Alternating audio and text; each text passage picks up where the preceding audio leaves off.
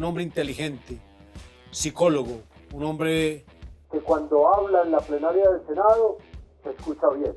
Observándolo en este trabajo. ¿Cuántos años, doctor Carlos Julio? No, ya estamos en la época en la que revisaba, estuve en el Consejo de Neiva. Usted debe tener por ahí unos 60 años. Estamos en esos bordes. ¿Y usted jugó fútbol? También, claro, ¿De qué jugaba? yo era defensa, ¿Defensa central o lateral? defensa central. ¿Así? ¿Por derecha o por izquierda? En esas miles de voces usted es un hombre de centro.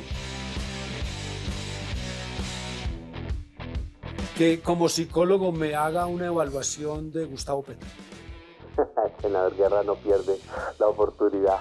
O sea, Gustavo Petro termina siendo un agitador. Este hombre, desde lo psicológico, Hay que estudiarlo y evaluarlo. El país necesita reencontrarnos. ¿usted cocina? No, pero sí soy muy buen comensal. Pero es que usted tiene la mano fría. Saludo muy especial. Estamos en Diálogos con Andrés. Hablemos de la actualidad del país, del presente y del futuro de Colombia. La política tiene que ser noble. Diálogos con Andrés. Hola, nos volvemos a reencontrar en Diálogos con Andrés, programa número 26, de los cuales 25 ha sido con compañeros del Senado y uno con el gobernador de Antioquia, Andrés Julián Rendón. Hoy estoy con el senador Carlos Julio González Villa, del departamento del Huila, gobernador, exgobernador y actualmente senador de la República. Y quiero decirles algo, un hombre inteligente, psicólogo, un hombre que cuando habla en la plenaria del Senado se escucha bien, porque sabe las cosas. Senador Carlos Julio, bienvenido a Diálogos con Andrés, ¿cómo está? Generoso, observándolo en este trabajo tan importante que está haciendo. ¿Cuántos años, doctor Carlos Julio? No, ya estamos en la época en la que revisaba, estuve en el Consejo de Neiva. Usted debe tener por ahí unos 60 años. Estamos en esos bordes. Fui al Consejo de Neiva y vi una foto mía cuando fui presidente del Consejo de Neiva hace unos días, invitado. ¿Eso fue en qué año? En el año 94. 94, hace 30 años. Allá estuvimos, entonces recordábamos el pasar de nuestra vida alrededor del servicio público, pero lo grato es ver los resultados, a pesar de lo duro que es esta actividad, dura. Dura. A sea veces, que usted es de 1963. A veces por ahí de esas épocas. Sí, a las mujeres no les gusta que les cuenten la edad. Sí. Hay hombres que tampoco les gusta. Por Pero ahí dicen de que los 60 años es la tercera juventud para lo que hoy vivimos. ¿Y cómo ha cambiado esto, no? La forma como estamos enfrentando la extensión de la salud en términos de desarrollo, de tecnología, la forma como estamos viviendo hoy, pues es francamente diferente. ¿Dónde estudió? ¿El colegio? En el Huila. Estudié en un seminario conciliar la Inmaculada de Garzón. Garzón es la capital diocesana del Huila. Pasé por el Colegio Nacional Simón Bolívar, colegio santanderista, muy importante. Me formé después en la Universidad Javeriana, allá hice mi carrera. Todo el ciclo. O sea que usted es psicólogo de la Universidad Pontificia Javeriana. Ahí Pontificia estudié. Bolivariana. La bolivariana en Medellín, ¿Ah, sí? La Javeriana en Bogotá. Ah, ¿usted vivió en Medellín? No, en Bogotá, o sea, ya. Pontificia Bolivariana, sí es. Javeriana, Medellín. Y en Bogotá Javeriana. En Bogotá Javeriana. Sí, señor. ¿Y alguna vez quiso ser padre? Lo pensé en esa época juvenil, veía con interés ese tema.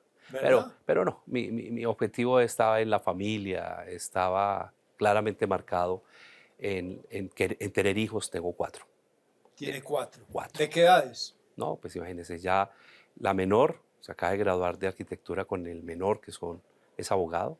Son muchachos de 22 y 23 años y los otros tienen entre 30 y 35. Ahí ¿Ninguno está. psicólogo? Ninguno. Para que vea usted, ¿el deporte le gusta? Sí, pero he dejado de practicarlo con el juicio de antes. ¿Qué hacía o qué hace? Antes hacía natación, caminaba, trotaba, jugaba tenis. Pero la verdad, en casa de herrero, asadón de palo. Lo he abandonado, lo he recuperado últimamente. Hay que recuperarlo, es fundamental. Sí. En ese equilibrio, sí. Uno dice, hombre, ¿por qué hace ejercicio? Yo practico el ejercicio todas las mañanas, rigurosamente a las 6. Y no es el mismo Andrés del que hace ejercicio y toma el día al que no hace ejercicio y toma el día? Porque como que lo tranquiliza a uno. A mis pacientes les decía 20 minutos diarios de ejercicio moderado. Obligatorio. Es Obligatorio. vital, es clave, ¿no? No, forma parte de los hábitos saludables de vida, sin duda alguna. O sea, es un tema que a veces por excusa del tiempo, ¿no? Del tipo de vida Claro. que llevamos, La mentalidad. pero no hay excusa. O sea, ya lo estoy retomando y a quienes nos ven les recomiendo que no lo abandonen. Porque, entre otras cosas, cuando se abandona, cuando se hace y se abandona, es peor. Así es. Y hay una mentalidad, no sé, la mentalidad la que hemos tenido es que la mentalidad tira hacia la perecita, porque es muy buena la cama, porque está calientica, porque la mañana es fría, porque uno dice, no, mañana lo hago. Y se van pasando los días Sí. y esa mentalidad le empieza a ganar al mismo cuerpo. Sí. Triglicéridos, colesterol, Ay, Dios. presión arterial, prevención de diabetes, prevención de trastornos de miocardio. La mayor prevalencia de muerte en Colombia está en relación con los accidentes cerebrovasculares. Y uno de los elementos preventivos más serios que hay es el ejercicio físico. Tarea por hacer. Es total. Es clave. ¿Y usted jugó fútbol? También, claro, ¿De qué jugaba? yo era defensa, ¿Defensa central o lateral? defensa central. ¿Así? ¿Por Sí. derecha o por izquierda? No, en esa época... Stopper. Esa época era stopper. ¿Usted era líbero o Sí, stopper? stopper. El stopper era el 5 Sí. que hoy juega y, Sí. y había un líbero atrás, Sí, tal cual. que era el que barría hacia derecha o hacia izquierda. Pero para mis compañeros que nos puedan estar viendo, mis compañeros de colegio y universidad, no era un buen jugador. No era buen jugador. No, era un jugador de Marcabas. recreativo. Eso está bien. Concejal, Sí, luego diputado. diputado, luego representante a la Cámara, Sí. por allá en el periodo 2002-2006 en el Partido Liberal Sí, fui compañero de su hermano. y en el Congreso. 2006-2010 senador, Sí, ¿cierto? Sí. Y gobernador de El Huila en el 2016 al 2019. tal cual. Ese espacio entre el 2010 y 2016 para ser gobernador, ¿qué hizo el senador Carlos Julio? Estuvimos trabajando desde el Partido Liberal en el Parlamento andino con Héctor Eli Rojas. Fue la etapa Sí, en la señor. cual fue la última elección Ahora me popular. cuenta el doctor Héctor Elí en qué está. Se nos perdió hace días. Desde Él cuando fue salió del magistrado. Senado, estuvo en el Andino, en el Al Parlamento andino. Parlamento Andino y después No, magistrado. magistrado, sí, Y señor. de ahí no volví a saber del doctor Héctor Eli. Pero usted entonces fue representante y senador por el Partido Liberal 2002-2010. Sí. Y hoy está en el Senado en Cambio Radical. ¿Esa evolución cuándo se da? Cuando aspiré a la gobernación del Huila y no tuve el aval del partido al cual pertenecí toda la vida, ¿El Partido Liberal no le dio el aval? no me dio el aval. Cuénteme esa historia. Esas son las historias bravas que la gente poco conoce. No, pues, tenía otros compromisos electorales y políticos. No nos dio el aval y obviamente ya las circunstancias políticas eran otras. Y entonces fue cuando tuve el aval de Cambio Radical, que a propósito, con una enorme generosidad, porque me correspondió la época de Vargas Lleras vicepresidente, Claro. y con una gran inversión en el departamento del Huila por parte del gobierno nacional, gracias a la gestión de él, Gobierno del doctor Juan Manuel Santos. tal cual. Y ahí usted tiene una posibilidad de ser un buen gobernador con los recursos que llegan de la nación. Claro, pues uno de gobernador depende de la cofinanciación nacional. Y esa es la discusión seria que se está llevando en el Actual, Congreso hoy. actualmente. O sea, ¿cómo descentralizamos este país? ¿Qué opina de ese proyecto que se No, yo lo- votó hace pocos días y hay una crítica de quienes desde la economía dicen que es una catástrofe lo que está planteando el Congreso, pero el Congreso trata de decir, hombre, desde el 91 hay una condición de descentralización que no se cumple en la región. Expliquémoslo claramente. En la Constitución del 91, los constituyentes dejaron proyectado un país más descentralizado. Totalmente. Y para lograrlo, 46.5% de los recursos de ingresos de la nación se irían para las regiones, para los entes territoriales. En un acto que modificó la Constitución del 91, en el año 2000, se redujeron y quedaron en el 21%. Eso equivale a que durante estos años las regiones perdieron 199 Hágame el billones de favor. pesos en el manejo, en la administración, en la extensión de sus programas sociales Hágame el favor. y de infraestructura. Solo para la educación se perdieron 78 billones de pesos. ¿Y usted lo padeció como gobernador? Lo vi totalmente, o sea, venirse uno todas las semanas a Bogotá a buscar que lo atendieran. O sea, es como el trámite, qué pena que lo interrumpa, del alcalde que va a la gobernación miércoles y jueves, es el gobernador llegar a Bogotá a buscar unos recursos por el ministerio. Con una diferencia, que normalmente el alcalde que llega a la gobernación, llega a las gobernaciones, conoce los funcionarios de la administración departamental, usted lo sabe. Así es. Y por lo menos es amigo de un secretario, el de educación, el de salud, el secretario privado, de Otra alguien. cosa es venir a Bogotá. Y venirse a Bogotá y conocer a nadie. Así es. Los alcaldes de este país, los de sexta categoría, Así es. ¿sí? Que usted los ve hasta sin saco, en camisa, Así en es. el frío bogotano, Así es. ¿sí? Con un destemplado funcionario burócrata que no conoce la región, Dios mío. ¿sí? Hágame Y el que favor. ni lo mira a los ojos y que adicionalmente no entiende la necesidad de su Y municipio. que le está definiendo todo todavía desde el gobierno central, la batería de baños, la placa huella.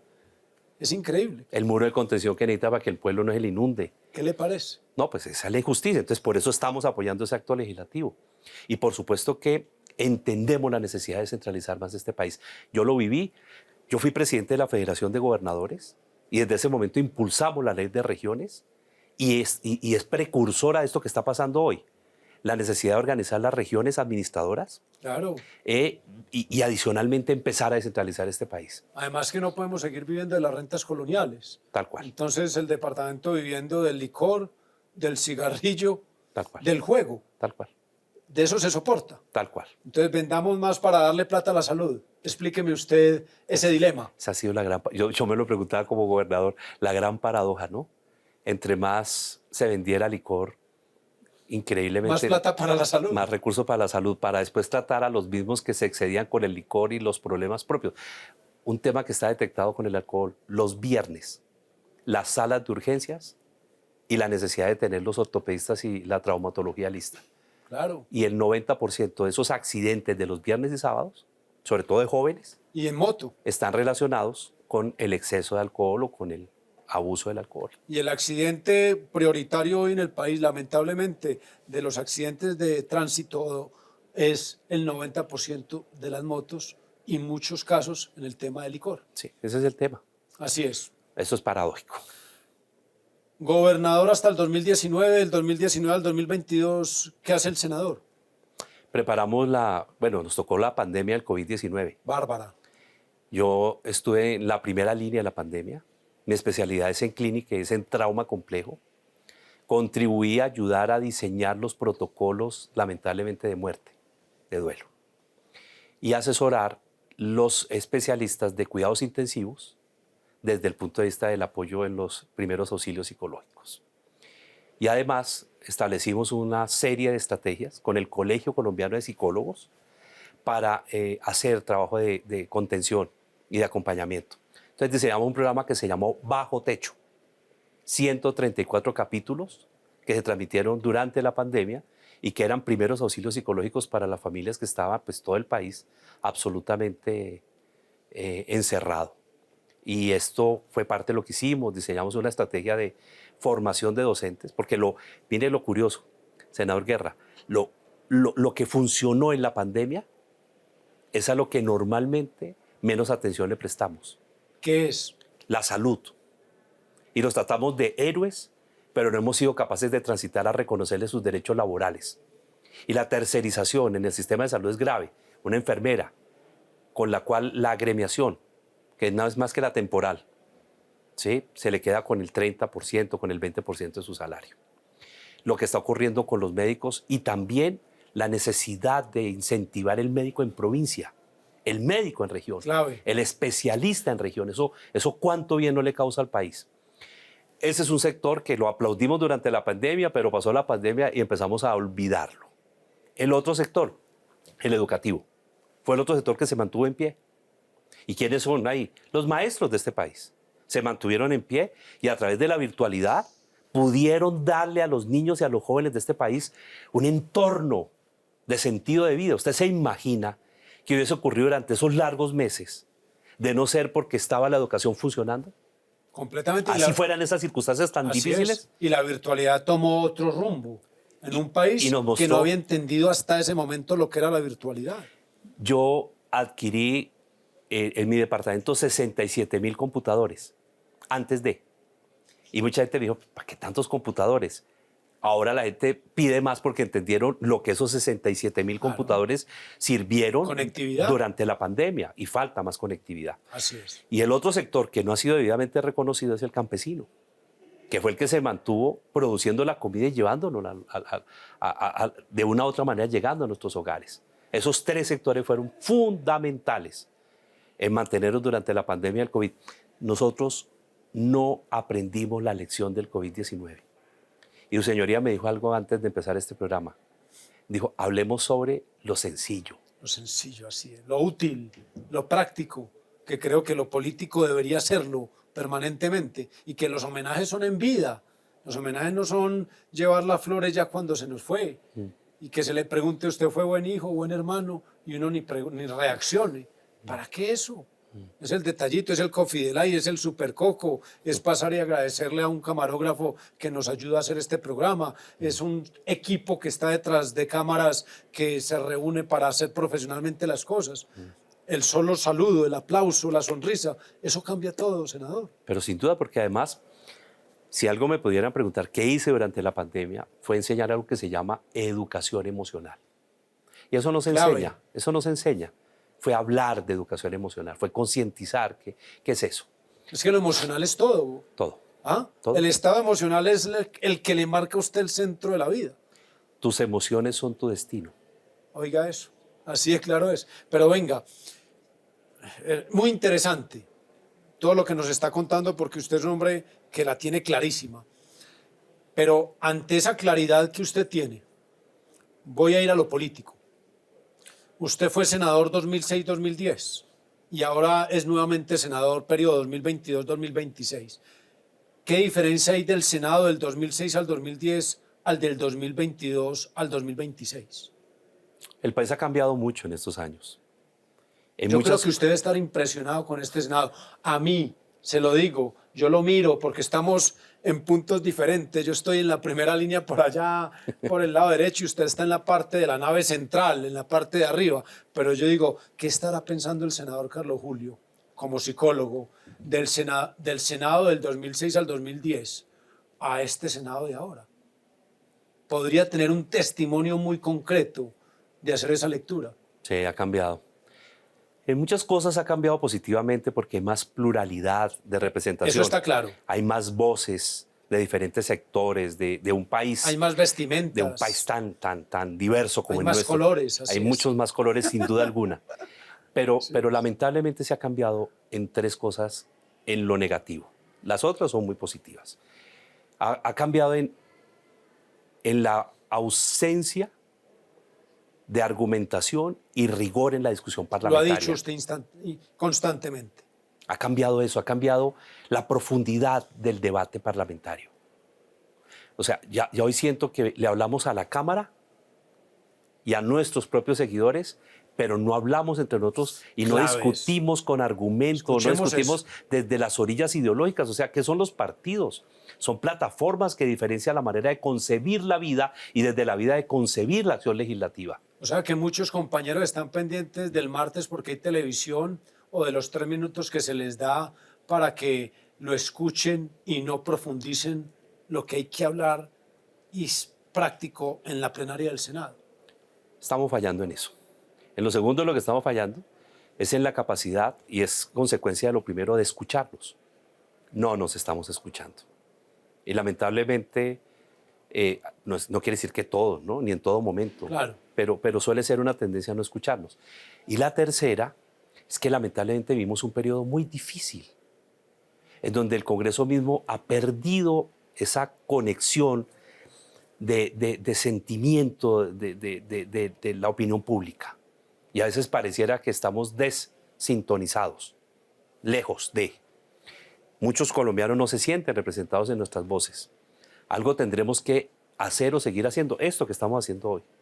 Profundizar, llevar un mensaje mucho más tranquilo y permitir que se nos observe en las diferentes facetas de lo que cada uno de nosotros somos, porque representamos miles de voces. O sea, cada uno de nosotros representa miles de voces. En esas miles de voces usted es un hombre de centro. Sí, definitivamente. Y cuando alguien nos escucha en Diálogos con Andrés, dirá, ¿pero qué es el centro? Para Carlos Julio, ¿qué es el centro? Es una visión que parte del equilibrio entre las dos posturas, en donde siempre hemos dicho que el equilibrio de la vida está en el centro. El ombligo. La vida nunca es ni blanca ni negra. De hecho, incluso la visión misma para poder desde la retina hacer la transducción de los colores se produce a través de un gris. O sea, la vida tiene eso. Y nunca, nunca nada podrá ser el extremo de lo que es, porque los extremos siempre tienen como consecuencia la radicalización. Y la radicalización impide escuchar al otro como legítimo otro en convivencia con uno. Entonces el centro es una legitimidad de aproximaciones a reconocer. Puedo enseñar, pero también puedo aprender. Senador, usted y yo tenemos un lugar común. Usted en el 2006-2010 fue opositor en el Partido Liberal Álvaro Uribe. Usted en el 2022-2026 es opositor a Gustavo Petro. O sea, en los dos periodos que ha estado en este Congreso ha sido opositor al gobierno. Yo he sido opositor al gobierno de Juan Manuel Santos. Fui opositor al gobierno de Iván Duque siendo de Centro Democrático y hoy soy opositor a Gustavo Petro. En esa oposición, ¿cómo poderse sostener en un país donde ser opositor es muy difícil y donde es muy desigual? Hemos tenido que triplicar los esfuerzos legislativos. En este momento ya tengo 11 proyectos de ley de mi autoría. Hay uno muy importante que introduce la educación emocional en la educación colombiana. Hay otro que trabaja la formación de los maestros y las maestras, la formación docente en Colombia. Y así sucesivamente, o sea, una serie de proyectos que están muy relacionados con educación, con salud mental, con el ejercicio del desarrollo humano. Y nos ha tocado triplicar lo que usted y yo hacemos, visibilizarnos a través hoy de estas nuevas plataformas que permiten que los ciudadanos sepan que aquí también, cada vez que tomamos una decisión, Totalmente. transformamos vidas. Así es. Algunas personas esperan el asunto personal, esperan el favor personal. Pero Sí. cuando logramos explicar que cuando usted vota una ley, que cuando usted introduce un artículo, que cuando usted introduce un parágrafo, que cuando usted discute algo que no comparte, que cuando la dignidad se impone en la manera como usted lleva a cabo su debate y porque siente que está representando a los que confiaron en usted para que llegara acá, empieza esa persona a decir, sí, de pronto no me hizo el favor a mí, pero lo que acaba de hacer es más importante. Y le voy a contar 3 cosas de mi periodo anterior. Pero eso es una transición difícil. No, dura. Y Para el político y para el elector. dura. Me dijo una persona en una intervención en Neiva hacia el Senado. Me dijo, bueno, yo toda la vida aquí en mi comuna lo he apoyado, una comuna de Neiva. Y yo quiero saber, pues usted realmente en qué me ha ayudado a mí. Constantemente nos hacen esa pregunta. Y yo le dije, yo sí le ayudé. Dijo, no, pues dígame en qué, porque yo no recuerdo, me dice la Claro. líder. Le dije, en que hoy tiene un hospital aquí en esta comuna. Y yo le quiero hacer es una pregunta. ¿Alguna vez usted ha utilizado ese hospital que está aquí en su comuna? Entonces la señora me sonrió porque ya sabía para dónde iba. Y dijo, no, es que usted hizo, no me ha servido. Así es. Entonces, ¿alguna vez? Porque se piensa en lo individual. Me dijo, sí, la verdad sí. ¿Cuántas veces ha ido? Entonces le dije, no, dígame, 1, 2, 3, un hijo, un nieto, el esposo, ella, como 15 veces. Le dije, ¿y alguna vez fue muy grave lo que vivieron? Me dijo, sí, una vez mi esposo se infartó. Y ahí fue donde le salvaron la vida. Claro. Le dije, bueno, le he servido. Claro, totalmente. Yo no puedo dejar irlo, siendo un hombre psicólogo, que me haga un... Oiga, eso no un trueno. Yo creo que ese trueno viene con la carga emocional de esta pregunta. Que como psicólogo me haga una evaluación de Gustavo Petro. El senador Guerra no pierde la oportunidad. Yo tal vez diría algo. Desde la franqueza. Sí, tal vez diría algo.